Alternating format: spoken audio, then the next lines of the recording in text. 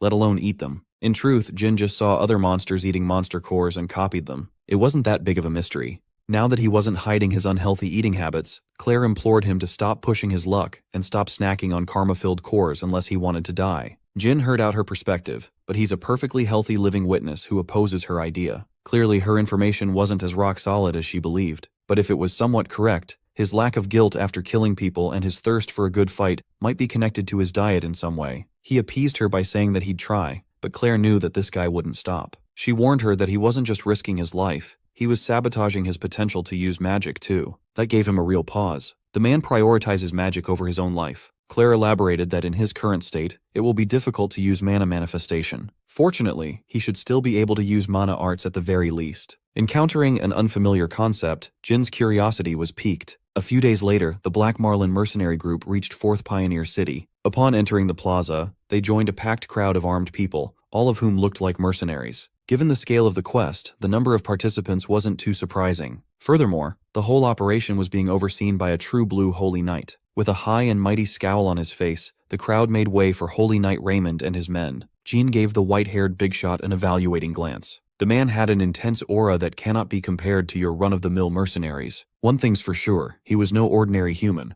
Aside from the leadership, the crowd of mercenaries was also drawn in by the contractor of the quest, the Golden Bug Wolf. Based on the name, Jin assumed that they were being deployed to kill an insect-type monster. Claire was surprised that he didn't know about the man known as Golden Bug. He was widely regarded as the greatest business mind within the demonic realm. He's a tycoon who owns so many assets, he would be considered one of the richest people in the world. Not long ago, Golden Bug died a suspiciously sudden death. Rumors were going around that he had been murdered, but nothing concrete had come out supporting that theory. If the Golden Bug is dead, then why have so many people gathered? You see, the Golden Bug left 2 sons, his heirs. They have now inherited the tycoon's legacy and wealth. Someone has to move that massive fortune to a much safer place inside a city barrier. Along with many other mercenary groups and lone wolves, the Black Marlins have answered the call to escort untold amounts of riches. No wonder such a crowd had gathered. They arrived just in time to be called forward. Captain Jonathan excitedly pushed Jin up to the front, eager to seize the moment. In front of the Holy Knight leading the mission, Jonathan proudly introduced Jin as his group's top dog. He even listed his boy's achievements of killing a mad skull and taming a werewolf. Rumors of his exploits have already spread among fellow hunters. They were calling him the Head Crusher. Of course, Jonathan was responsible for generating such a buzz without Jin's knowledge. A little notoriety is a good thing.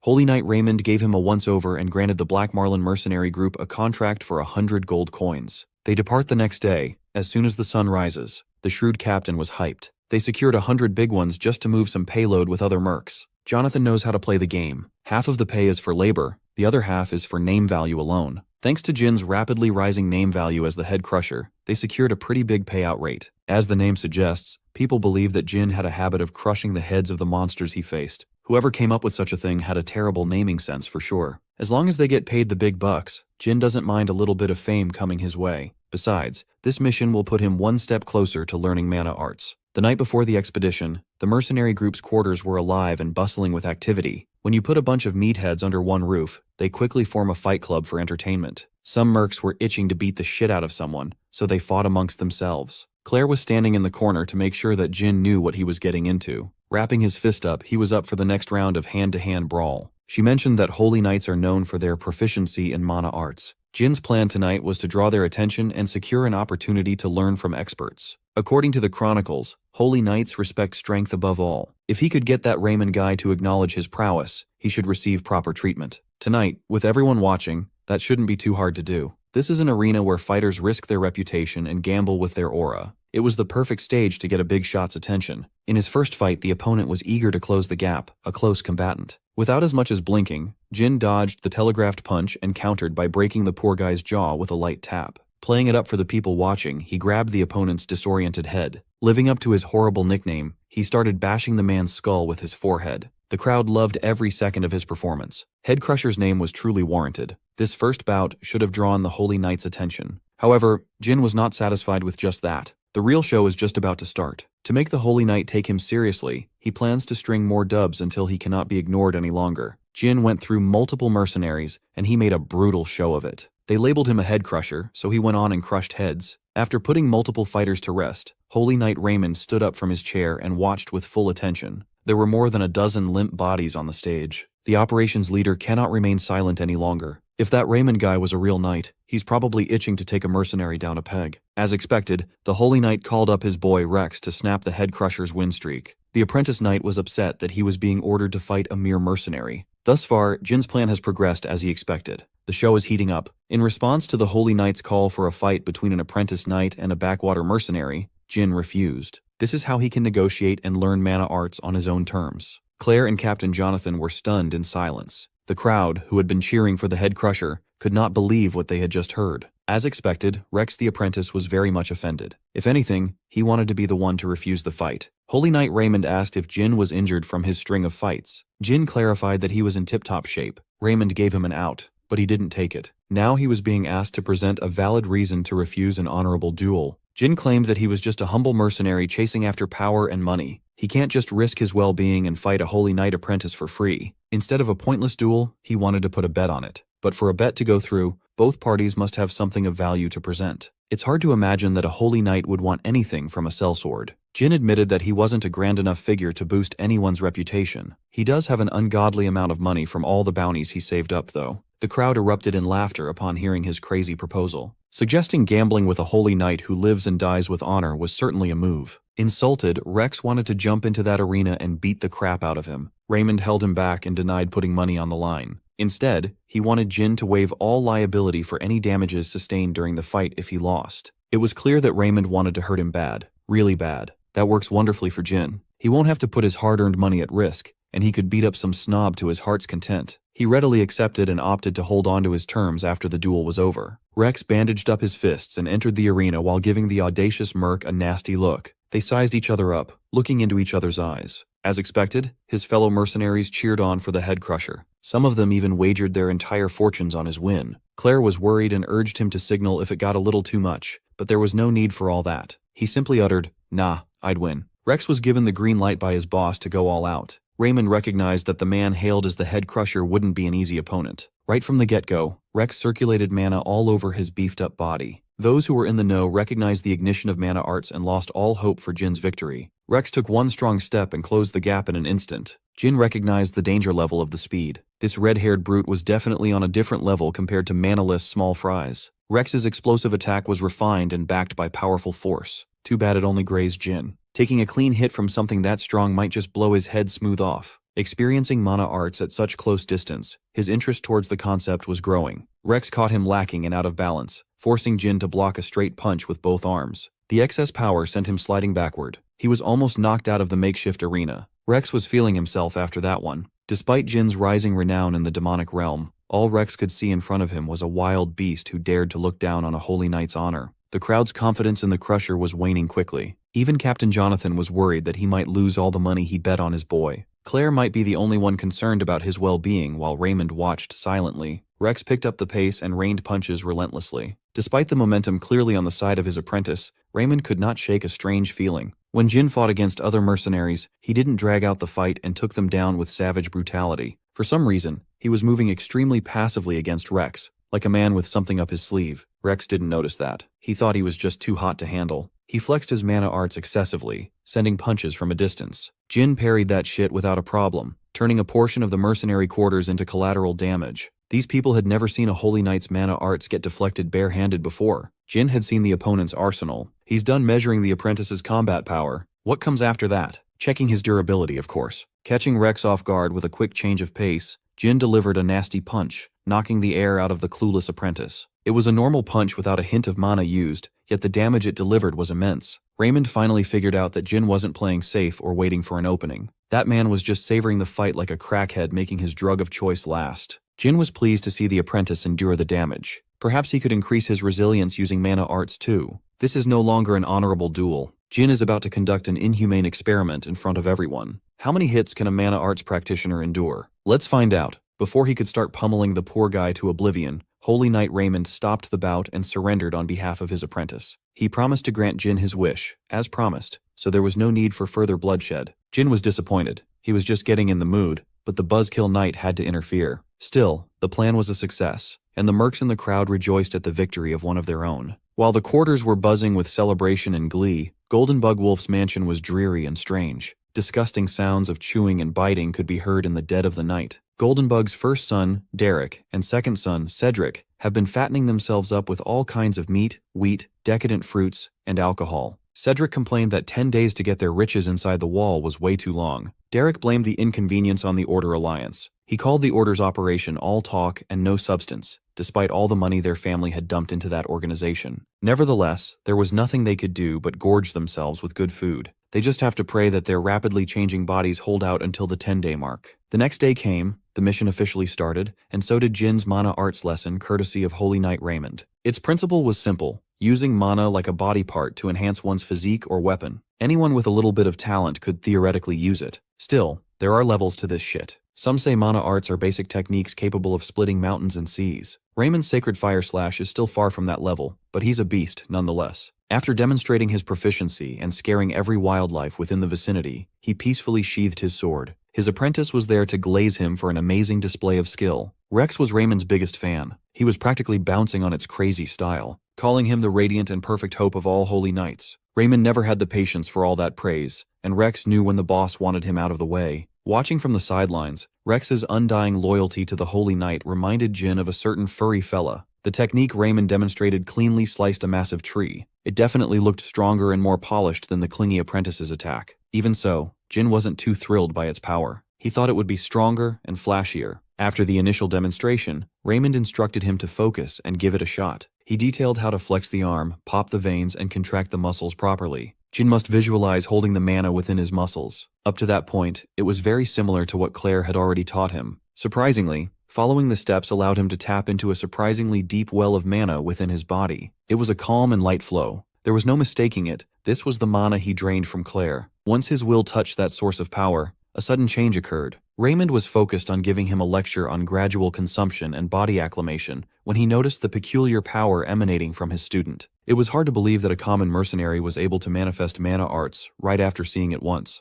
More importantly, this guy's mana was definitely an anomaly. It was thick and ominous, suffocating even. Mana arts take their color and form based on one's mental world. Such a nefarious power is a reflection of one's very essence. Even a holy knight like Raymond had never seen anything like it. Unbothered by his oddity, Jin gripped his blade, infused it with his dark mana, and showed off some of his moves with flawless execution. Perhaps his proficiency was still low. Every movement felt inefficient, given the effort required. It hardly seemed worth it. That could be fixed with practice. More importantly, he felt fucking cool. He cannot wait to try this flashy stuff in real combat soon. For this mission, multiple Tarasques were deployed to transport supplies and carry VIPs on their backs. Claire heard all about Jin's training sessions with Raymond and couldn't be happier with his progress. Jin brought up feeling her mana inside his body when he was practicing mana arts. Claire assured him that it was fine. He could just consider it as a gift. Jin was still disturbed by the sheer quantity of mana he siphoned from her, but thanks to that ample stolen supply, he picked up mana arts quickly. While he was having a conversation with his comrade, Rex butted in to talk some shit. The apprentice snidely reminded him to be grateful to Lord Raymond for taking time out of his day for some commoner. It was obvious that the Holy Knight Glazer was just salty about the embarrassing loss in the arena not too long ago. Jin wasn't offended. He was actually excited. He was getting bored and in desperate need of a distraction.